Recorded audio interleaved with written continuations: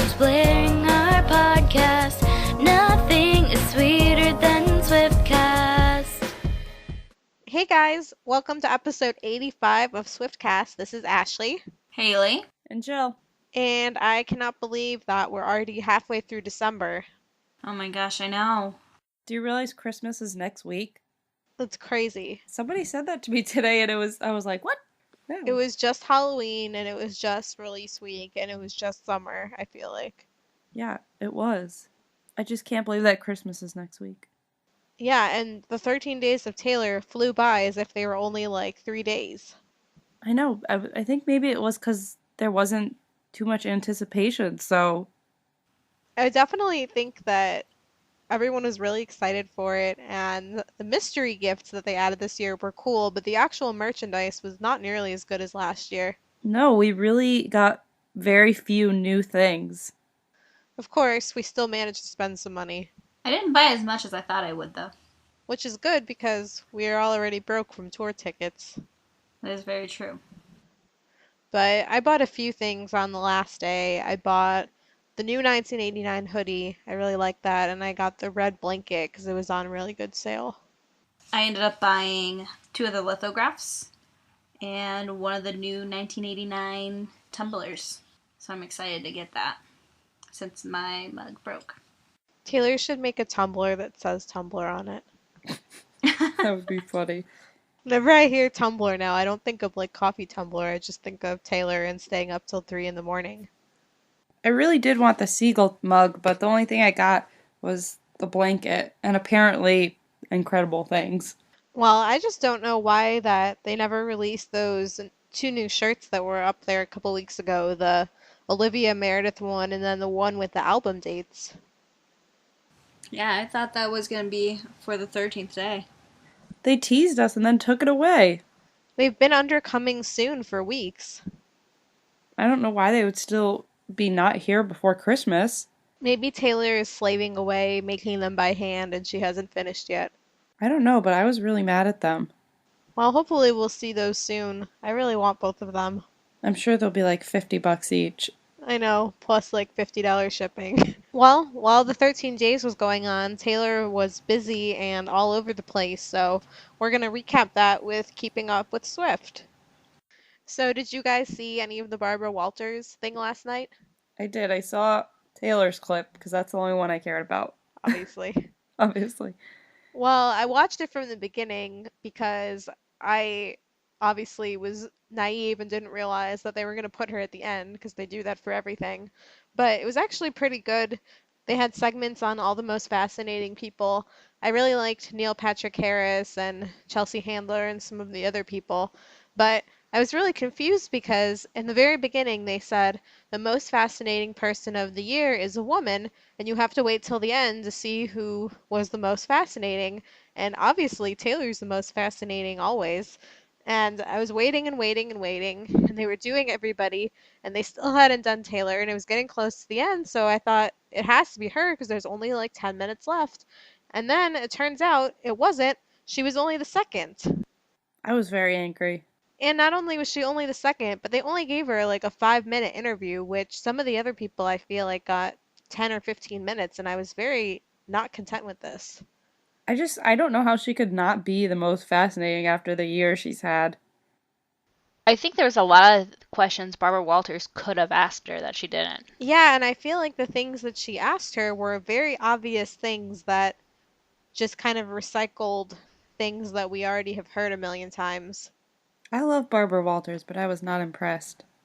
The first thing she asked her was something like, so, do you still have fans over to your house? And it's like, come on, we've all known for like 3 months that, yeah, she's been doing that in every house, you know? Like, I didn't really feel like that was anything new to really talk to her about. Maybe her people told Barbara Walters to ask it just so they could get that little piece of like publicity out of what Taylor did. I don't know. I was just like, why are you asking this? Yeah, I'm sure that is true, but like I said, it was just way too short, and there was just a lot that wasn't covered. Some of what they talked about was just, I think one of my favorite quotes was, and again, Taylor said this before, but just that she's become very aware that just because she wants to share as much of emotions as she does in her songs doesn't make her crazy. And a lot of people want to say that or say that that makes a woman over emotional, and it's just very blatant sexism that goes on. The next time someone says that to me, I'm just going to say, and you're sexist, and I'm going to walk away. And she asked her about going pop, and she asked her if she was worried that she would lose any of her fans, and she said no. And, it was all great, but I really felt like she could have asked her more in-depth questions. She could have. I wonder if there was more of the interview that was just cut that we'll never see. Probably. I'm sure there was, oh yeah. But they showed clips from the secret sessions, which are always cute. I didn't see myself, but they were still cute. So then I was like, they just did Taylor. She's only the second most fascinating. I don't even understand who could be more fascinating because they've already done all the main people. At the beginning of the show, when they showed little previews, I thought it either has to be Taylor or Oprah. Who else could possibly... Oprah. Well, I thought if it's not going to be Taylor, it has to be Oprah because who else is more powerful or more fascinating? And so the person that they chose was actually George Clooney's wife. Her name is Amal, and I was very confused about this. That doesn't make sense to me either. I didn't really know anything about her. I looked her up, and apparently she does a lot of political activism and things like that and is a well-known lawyer. But they didn't even really talk about that on this clip. They really just talked about how she got George Clooney, who said he would never get married again, to get married, and apparently that's what makes her most fascinating. What an accomplishment. It was literally, they spent half the time showing clips of George Clooney in different interviews saying, I'll never get married, and then showed clips of him with all these different women that he didn't marry, and then said, but she landed him, and we like her. I just, what an accomplishment for your life. Woohoo! I mean, I'm sure she's done more things. I just think that the way they portrayed it was she's the most fascinating because she landed a hot guy. And I kind of thought that was a very sexist note to end it on, honestly. So I was very unimpressed, but I really enjoyed most of the show, and of course I watched for Taylor. Barbara Walters said at the end that it might be the last time that she ever does it, and it probably will be, but she's not sure, but it probably will be. She said that about 6 times. It probably won't be. Well, last year she said they were never doing it again, and then they did it again, so we'll see. In more recent news, last night on Sunday, December 15th, Taylor was spotted at the Justin Timberlake concert, and he was shown at Taylor Swift's birthday party on Friday being in attendance, so that was really cool. Also in attendance was Jay-Z, and just tonight, Justin and Jay-Z were seen leaving Taylor's apartment. So I think that might be maybe a possible collaboration happening. What do you guys think? I can't even imagine that. I really can't even think about it, so I can't answer. You're so starstruck? I can't answer. Well, we know your love for Justin Timberlake. So, Haley, right as you were just saying that, Steph, who couldn't be here tonight, just sent us a message and said, you guys better mention that Jay-Z and Justin Timberlake just left Taylor's apartment. And as Haley was talking about collaboration, then she sent a second message that said they have to be planning something epic. She's so on top of it. Oh my god, it's unbelievable, even when she's not here. I can't even imagine what they could be planning. I can't even start, I don't even know whose song they could be working on, or if it's something all together, or a video, or God knows, it could be anything. Can I just say that if Justin, Jay-Z, and Taylor made a song, it would probably be the biggest song for the next 5 years. I honestly think you're right. It really would be. It's so funny because last summer 2013, while the Red Tour was still going on, I went to the Justin Timberlake Jay-Z concert at Soldier Field, and this was a week or two before I was about to go see Taylor there. And I just remember thinking how different of an experience it was in terms of the crowd and everything. I just thought this could not be more the polar opposite of a Taylor concert. But now that she's moving into the pop genre and just gaining so many new fans, I feel like she honestly can collaborate with whoever she wants. Yeah. I don't know why else Justin and Jay-Z would be there except to do some kind of work. Maybe they just really wanted to play with the cats. It's just, it has to be something really amazing because You really don't see Jay-Z or Justin out and about in paparazzi photos very often at all. Especially going to Taylor Swift's house randomly without their Yeah. girlfriends. Maybe they're both thinking of buying apartments in there. They went to her party and saw how amazing it was and thought, we have to live here. It has to be a collaboration. If we see them all in workout clothes going into a quote-unquote gym together, we'll know what's happening. We'll know what's happening. So the biggest piece of news was definitely that Taylor had the best 25th birthday ever, and she turned 25 on stage at Jingle Ball in New York City when she was singing her 5 songs. And yeah, she came on like almost a little bit right before midnight, so she was singing and partying as she turned 25, and it was awesome. And then she had a huge party after the show with all these different celebrities and basically every celebrity ever. Basically, if you weren't there, you're not a celebrity. No, basically. I mean, Beyonce was there, so And again, like what I just said about Jay-Z, Beyonce and Jay-Z really don't go out pretty much anywhere. You never see them really out at clubs or parties. And I know a lot of people were saying, can you believe that they didn't even go to Kim and Kanye's wedding, but they showed up for Taylor's birthday party? And I just think that's so typical of Taylor. I was so shocked that, like, do you think just at the Billboard luncheon, she was just like, come to my birthday party? And they were like, I okay. really do. I really think that's what happened. I couldn't believe they actually went, though. Beyonce only stayed at the luncheon for 15 minutes, and she went to Taylor Swift's birthday party. So, speak back to the Jingle Ball performance that we just mentioned a second ago. It was amazing. Jill and Steph and I were there, and they made Taylor the last performer of the night. I think just so that, well, one, because she was the biggest one there, but also because so that she could be on stage right when she turned 25. So that was awesome. And she sang, Welcome to New York, We're Never Ever Getting Back Together, Blank Space, Trouble, and Shake It Off. I was surprised she did Trouble. I got very excited and then felt very tricked. Explain your reasoning since I was not there. Well, we really expected that she might have a special guest or surprise of some sort at Jingle Ball. The last time she did the New York Jingle Ball, which was right after Red came out, in addition to just her songs, she had Ed come out for Everything Has Changed, and she had B.O.B. come out for Both of Us. So I really thought she'd have someone come out during this performance, and Ryan Tedder was there because One Republic performed, and I just kept saying all night, I want them to do I Know Places. I just kept saying this every 5 minutes, and I knew it wasn't going to happen. But then, right before she went into Trouble, she was talking to the crowd, and she started to say something like, so the last time I came here, we tested out a new song, which then became my new single. And so I thought she was going to say, so I'm going to play another new song and it might become my next single. But really, she was just saying that song that we did last time was Trouble. But I don't think that I Know Places would be a single. You're right. And I knew it wasn't going to happen. I just got really excited in the moment.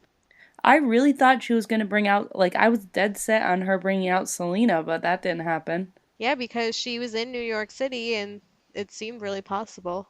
I couldn't believe she didn't bring out Selena. That would have been so perfect, too, because they performed on that stage in Madison Square Garden together before. Mm-hmm. But it was still amazing, and it was so much fun dancing with Taylor to Shake It Off right as she was turning 25. I'm so jealous. It was such a fun night. And we danced really hard. Luckily, the entire rest of our row, which was all little kids and their mom, decided to clear out right before Shake It Off, so we had the whole row to dance. And we used the whole row. We really did. Kind of wish I was there. Well, earlier, the day before Jingle Ball, Taylor was honored as the Woman of the Year at the Billboard Women in Music Luncheon, and Ingrid Michaelson sang Clean, and it was a really amazing performance, so you can check those videos out online on YouTube. I think it's so special that Ingrid sang Clean, and she said in her speech before she performed it that when Taylor was playing her some of the songs from 1989 before it came out, that was the one that struck her the most, which isn't surprising, and that she said after she heard it, she asked Taylor, can you send it to me? And Taylor said, no. She's like, please? Can I please have this song? And Taylor was like, no. Oh my god. I'm really glad. Well, No. you know how protective and paranoid she was of the songs leaking, so I'm not surprised. I just think that's so funny. No. They think they really stayed only on her phone for as long as possible. But yet she shared them with random fans. I think she was scared of the actual file of the recording Yeah. leaving her hands, and she just couldn't do it. So, in other news, the Taylor Swift Experience at the Grammy Museum in LA opened this weekend, and it's going to be running through March. So, if you go and visit, tell us how it is, because I don't think we'll be able to make it to LA anytime soon. Please let us know how it is and what's there. And I saw a couple pictures from it. It looks amazing. I really like some of the sketches that she has from the various tours. Oh, I didn't see those. There was one where she was talking about how there was this T-shaped castle that she would be seeing Love Story at the top, and then she would fall through a trap door, and she'd do a quick, wardrobe change and come out the bottom through the doors and sing the rest of the song. Cool. Can we see sketches from the 1989 tour? Yeah. Come on, Taylor. Well, anyway, finally, don't miss Taylor's last performance of the year, which is going to be on Dick Clark's Rockin' New Year's Eve with Ryan Seacrest, and that's going to be at 8 p.m. Eastern on ABC on New Year's Eve, December 31st, and I can't believe that we're reaching the end of the year. me neither. This has been a really amazing year. I feel like it's still just started, though. That's because the era has just started. I mean, Taylor's only really been very actively doing stuff for the last 4 months of the year, but I feel like the whole year has just been so exciting for Taylor and for the fans in so many ways. It's definitely beat every other year. Well, now I think it's time for our mini segments. The Swiftie problems just keep on coming as they do every week. Always. And the first one is a pretty common occurrence for me. Yvette Swiftie said, when you see the number 13 in public and you freak out, Swiftie problems. Our next one comes from @_Christine Nadel. Jamming out to Taylor Swift's Bad Blood and you get a kink in your neck because you're bobbing along. Swiftie problems. I thought that one was funny. Our next one is from Perez Hilton. What? He just tweeted us. No, he didn't. But we found this one when we were looking at the Swiftie Problems tag, and we thought that it should be included. I can't even believe he used that tag. He said, I clearly have Taylor on the brain this morning, and it's all consuming Swiftie Problems. I'm like shocked he even knew what the hashtag Swiftie problems was. Obviously, he must listen to Swiftcast. That's so funny. Our next one comes from Feather Marie with 3 E's at the end. Just yelled/sang, "Are we out of the woods?" while vacuuming. Swiftie problems. My coworkers probably think I'm psycho. And our last one comes from @Christina131624. The moment where you need to choose between blank space and shake it off because 2 stations are playing them both. Swiftie problems. That happens though. Happens all the time. Well, if you have any Swiftie problems, tweet us. We always want to hear about them, and we will read them on next week's episode. And now it is time for Taylor's Fabulous Fashion. So on December 11th, she was leaving her apartment in New York City, and she had a coat that I absolutely loved on her. It's called the ASOS Boyfriend Coat, and it was this really pretty turquoise bluish color, and it was just looked so great. And it was only $151, but it was actually just marked down to $90.96, and it's still available. So you should definitely get it because it's really pretty. If I was going to spend money, I'd spend it on that because that coat was gorgeous. And when I saw it, I assumed it had to be like $1,000 designer coat. It looked so nice. I know. I want it so bad. But she balanced out that affordable coat with the rest of her outfit. She had her favorite Prada Saffiano Luxe tote, $2,240. And for shoes, she had Chanel leather cap toe bow pumps, which are $595, but only available on eBay. So you actually probably might end up paying more than $595. Our next one is from the 2014 Billboard Women in Music Luncheon in New York City, of course, on December 12th. And she was wearing a Oscar de la Renta Spring 2015 dress, which is gorgeous. It's black on top, white on bottom, with these little, they kind of look like a doily pattern on the bottom. It was so similar to the treacherous dress. That's what I said. Right. And she wore her Christian Louboutin So Kate pump in burgundy, which is $675, and they're black.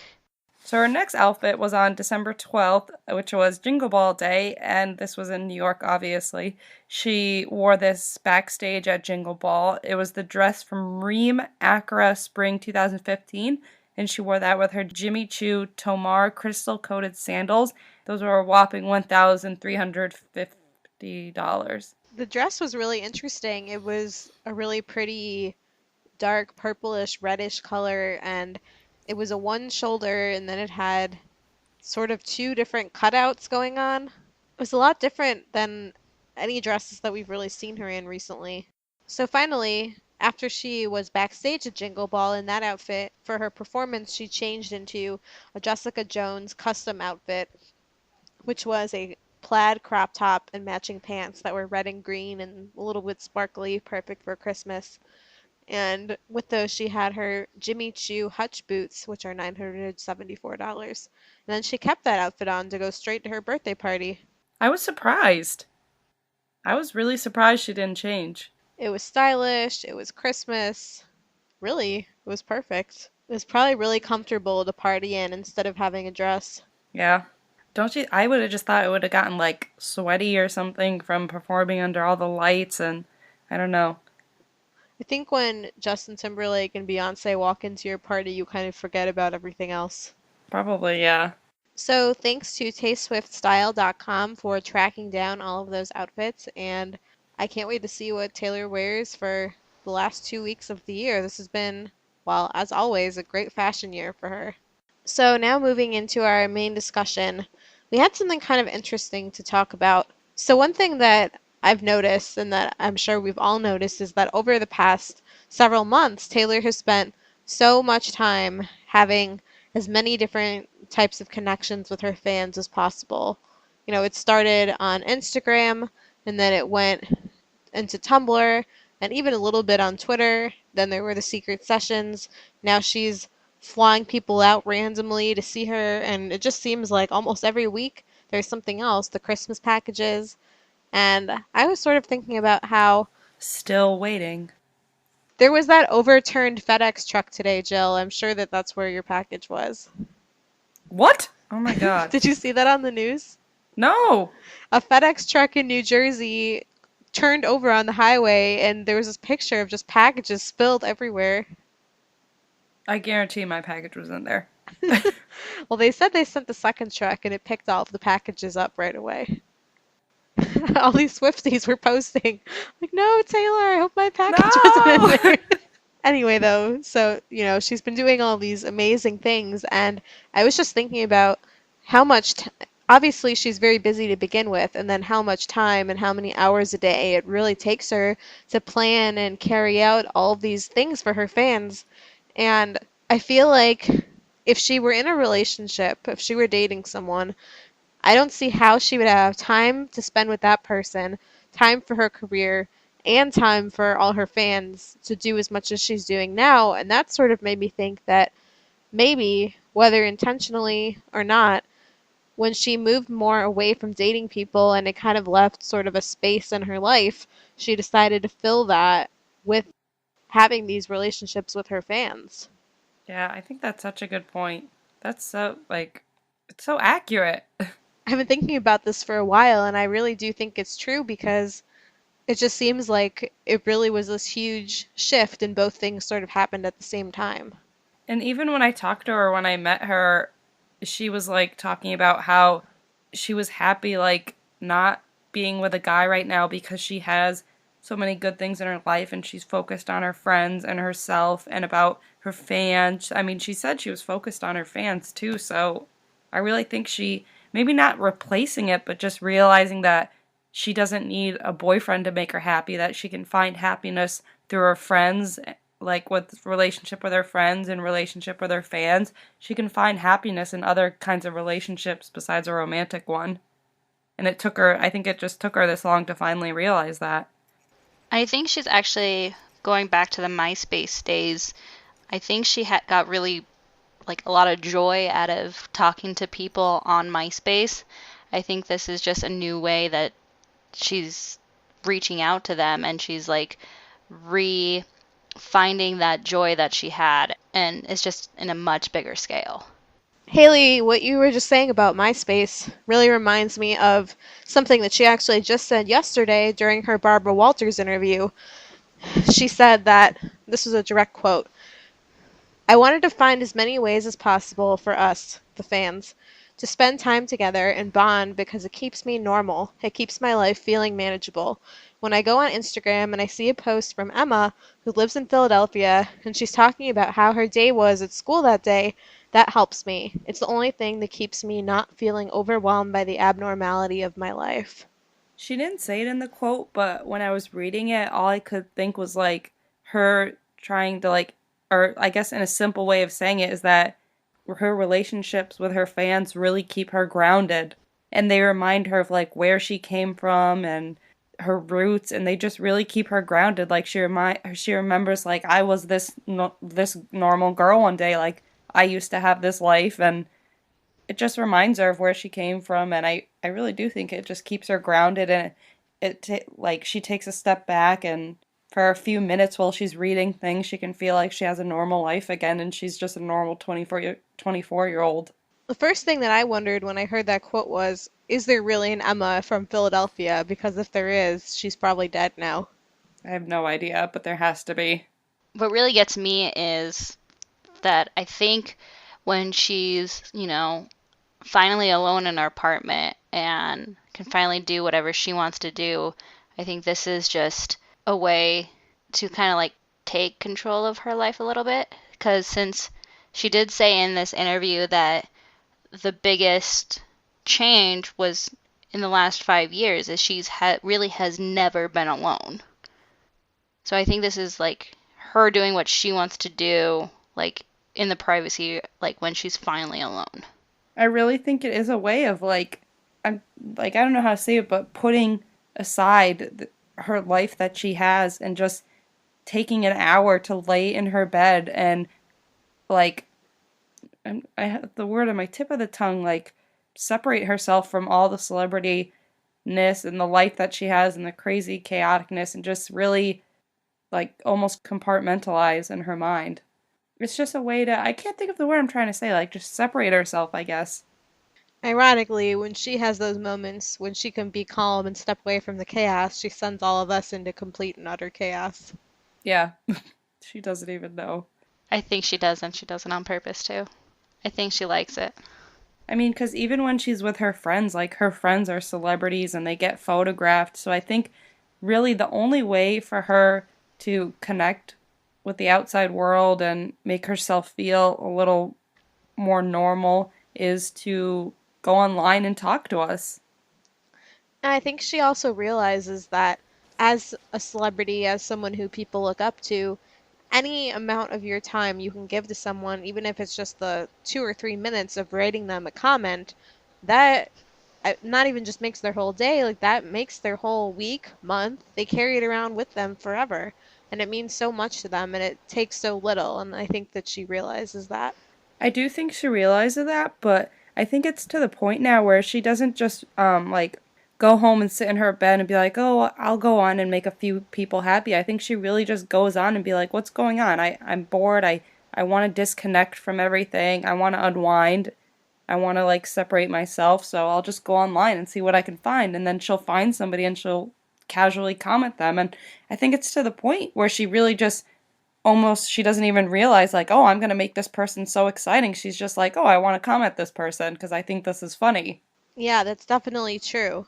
And that's why I think like she kind of has maybe not replaced relationships, because I think she's open, absolutely open to a romantic relationship, but she's just found that she can find other relationships that make her happy. And it's not like she has a million fans, it's like she has a million friends. That's really true. And what you said about just seeing someone that makes her laugh and she wants to comment reminded me of how she found this kid named Jacob on Tumblr the other week, and he made a funny video listening to 1989, and then she actually decided, just out of the blue, to literally call him. She herself called him on the phone and invited him and his family to be flown out to Jingle Ball to meet her. And then not only that, but they took a ton of pictures together and she sent him a gift to his hotel room. And this is just because he posted something that she thought was really funny and that caught her attention. And she's like, let me hang out with this guy. He seems like he'd be so fun to hang out with. And it's just like, it's almost like she was just like calling up a friend and being like, hey, want to come hang out with me today? At first, when she commented him, she said, because he was from Canada, I'm going to track you down when we come to Canada, which is about a year away when she'll be there on the tour. And then she said that she decided she just couldn't wait that long to meet him, and she just wanted to hang out with him right now. It really is like calling up your friend and be like, what are you doing tonight? Like, want to hang out? Except that then your friend is dead. Yeah. And your friend shows up sobbing hysterically when you meet them. Yeah, exactly. But other than that, it's totally normal. I just loved seeing all the pictures and that she took the time with him, and I know he'll never forget that. And it's not like he was even trying to do anything to really get her to do that for him. That's not something that anyone would ever think would happen. He just made something funny, she liked it, it brightened her day, and look what happened. And I mean, this just goes to show that things aren't even being planned anymore. Like, somebody could post something tonight and be invited to hang out with her this weekend. I mean, things are happening so spontaneously now, and there's really no rhyme or reason to anything. It's just Taylor doing what she wants to do and hanging out with who she wants to hang out with. I mean, there was no planning to that, really. It could have been anybody whose post she just happened to stumble across. And that's another reason why anyone who says they feel like they're not going to meet Taylor shouldn't feel that way, because honestly, anything is possible for anybody. And it could happen, like, at any moment. Things, like I said, things aren't planned anymore. You don't need to necessarily wait for an event. Like, she's constantly topping herself. Like, who knows? She might go to another fan's house to visit them, or bring somebody just somewhere randomly to have lunch with them one day or something. I think that anything is possible at this point. She just really wants to hang out with people. And I don't think it's at all because she's lonely or because she wants a relationship or wants to be in a relationship. I think she's just really having fun hanging out with people, and hanging out with fans makes her feel a little more connected to the normal life, almost. I totally agree, and I think that at the same time it helps that she's not in a relationship, because she has but she has free time on her hands, and she can just spend it however she wants instead of spending it, trying to keep a long distance relationship going or something like that. And it really just goes to show that she is happier now single than she has ever been in any relationship. So I'm sad that it took her this long to realize that, I don't need a relationship to make me happy, and I'm the happiest I've ever been in my life, and I'm single. There were a couple of pictures going around, I don't know if you guys saw, but it was basically a side-by-side of her on, I guess, either the day of or day after her 21st birthday versus this birthday. I did see that one.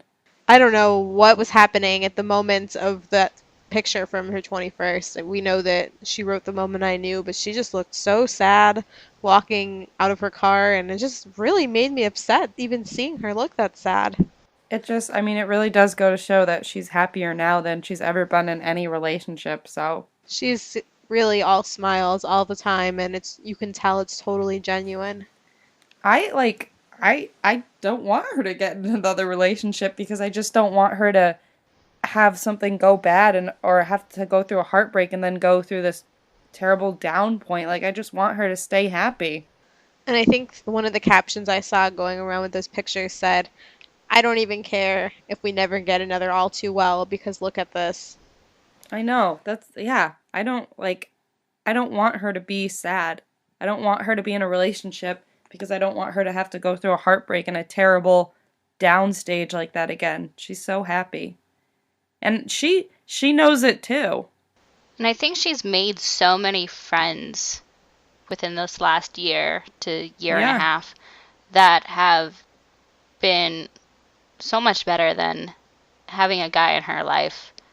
I feel like if she had a guy in her life, she wouldn't be able to make she wouldn't have met a lot of these friends she's been hanging out with. Exactly. And you're right, Haley. She has, like, since she's been single, she has made just so many new friends. And I think really just overall, being single opens you up to a whole world of possibilities that you might not even have realized you were missing out on when you weren't. My favorite thing that has been going around, I can't say it exactly what it was, but basically it was just that, like, she was talking so much about how she lost herself and blah, blah, blah, blah, and now she's found herself, and I'm just so happy. What was that? It was one quote that was like, it was going around, something about, it was comparing one lyric from Red to a lyric in 1989, and it was just like how she lost herself and then she found herself. There have been a lot of those comparisons. I think it was from All Too Well. She's like, I'd like to be my old self again, but I'm still trying to find it. And then there was a line, I can't remember, in 1989 that was like, just something about finding herself, and I'm just so happy. And I think that 2015 is going to be just an uphill, totally uphill for her, and that she's just going to be so happy and enjoy being on tour, possibly even more than she ever has, because I think having this new relationship with her fans and knowing when you go out on stage that you've made connections with so many of these people just makes it even more special for her. And I just wanted to say, like, when I talked to her in New York, and I told her, I was like, I don't think you should be, I was like, I know you're really happy right now, but don't let that scare you from finding a relationship because you're scared to get hurt. And she's like, no. She's like, it's not even that. It's just that I'm not even looking because, and she was like, I'm not looking because I'm scared. She was like, I'm just not looking because I'm happy right now. And she doesn't feel the need to be looking or the need to fill anything. And I was like, yeah, I mean, I'm just so glad you're happy, and everyone can tell you're happy compared to what you've been doing this year and like the way your album sounds and how it's been selling, and everyone can just tell how happy you are. And she was like, she was so happy I said that, and she was like, thank you so much, and she was like, you totally get it. And she was just really happy to hear that we all know and that we can see how happy she is. And that really meant a lot to me when she said that, so. So basically, in conclusion, Taylor happy equals us happy. Taylor, fan relationships, us happy. Well, we'd love to hear what you guys think about all this, and we always love hearing stories about Taylor moments and experiences that you've had with her and all of that stuff. So you should definitely tweet us and tell us your thoughts on this episode and this discussion. And you can tweet us at Swiftcast13. You can email us at theswiftcast13@gmail.com. You can go to facebook.com/theswiftcast. You can go to swiftcast13.com, and then you can also subscribe on iTunes so that you get all the latest episodes always downloaded automatically for you. So go do that. That can be your Christmas present to us, subscribing. Yeah. So next week, Taylor will Find a new way to surprise all her fans. Send me the damn package. You're going to get a letter from FedEx being like, there was a package for you. It got destroyed on the highway. Sorry. Oh, speaking of those packages, some of the things that she sent fans, like that mascara, the Too Faced brand, I love it. I just bought it the other day. It really makes your eyelashes like really long and thick, which I really like. Do you have? Oh, I didn't know you had it. That's cool. I just bought it the other day. And then I bought the NARS Velvet Matte Lip Pencil that Taylor wears. I bought it in the Corella color, and I love it because you only have to apply it once and it lasts for hours. So those are two brands that she's been sending people that I bought and I really love. Actually, speaking of things she's bought people, she's been sending some people brownies and brownie mix from a place called the Fat Witch Bakery in New York, and we went there over the weekend while we went to Jingle Ball. It was so good. It was amazing. It was so good, except they took away Steph's brownies. Yeah, she had them in her purse when we went into the concert, and they took them away, and we were very upset. But luckily, we had some before that. They were the best brownie I ever ate. All they sell is brownies. So basically, Taylor is the best gift giver ever on top of everything else. I think the next thing I'm going to buy is some Carly cookies. Yes, I want to try those. So this just became what are we going to do next week instead of what is Taylor going to do next week. Yes. I think she's going to surprise drop a song with Jay-Z and Justin Timberlake and break the internet Stop forever. it. That is a really big break the internet. Seriously. Like, I'm just picturing it in my head, like, this amazing, like, beautiful vocal track from her, and then, like, Jay-Z rapping in the back, and it sounds so beautiful. I hope they make it. It sounds beautiful in my head. Well, whatever happens, we'll be talking about it on next week's episode, unless it kills us and we die. So for now, for episode 85, this has been Ashley, Haley. And Jill. and we will see you next week. Bye. Bye! Bye. Peace out, Swift Scouts. Thank you for listening to this episode of Swiftcast. Visit us on the web at theswiftcast.com. The theme song for Swiftcast was written and performed by Sydney and Chuck. Swiftcast is not directly affiliated with Taylor Swift, Big Machine Label Group, or 13 Management.